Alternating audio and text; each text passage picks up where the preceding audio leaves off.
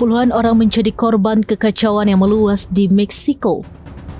Kekacauan itu terjadi buntut kematian bos kartel narkoba yang paling dicari, yakni El Menco.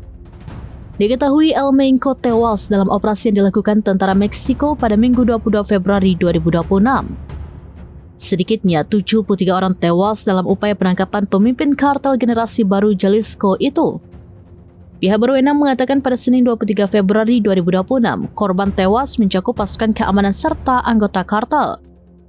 Nemesio Oseguera Cervantes alias El Menco merupakan bos jaringan kriminal yang berkembang pesat di Meksiko. Ia terkenal karena memperdagangkan fentanyl, metamfetamin, dan kokain ke Amerika Serikat. Tidak hanya itu, El Menco juga melakukan serangan berani terhadap pejabat pemerintah. Kematian El Menco membuat suasana di Meksiko kian mencekam. Pasalnya, para anggota kartel melakukan balas dendam atas kematian bos mereka. Kekerasan meluas termasuk pemblokiran jalan, sejumlah fasilitas publik dan kendaraan turut dibakar. Sebanyak 2.000 pasukan militer tambahan dikerahkan Meksiko ke bagian barat Jalisco, buntut meluasnya kerusuhan di sejumlah titik. Sebagai informasi, El Menco tewas di tengah operasi penangkapannya.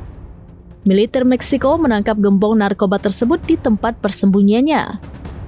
Penangkapan El Menco bermula dari upaya pasukan Meksiko dalam membuntuti kekasih sang bos kartel.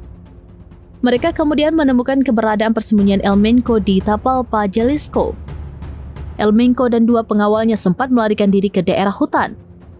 Baku tembak sengit pun tak terhindarkan. El Menco diketahui terluka parah dalam baku tembak tersebut. Ia kemudian ditangkap dan meninggal dunia dalam perjalanan ke kota Meksiko.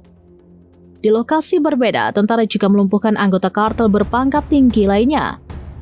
Hal itu dikonfirmasi oleh Menteri Pertahanan Meksiko Ricardo Trevilla dalam konferensi pers pada Senin 23 Februari 2026.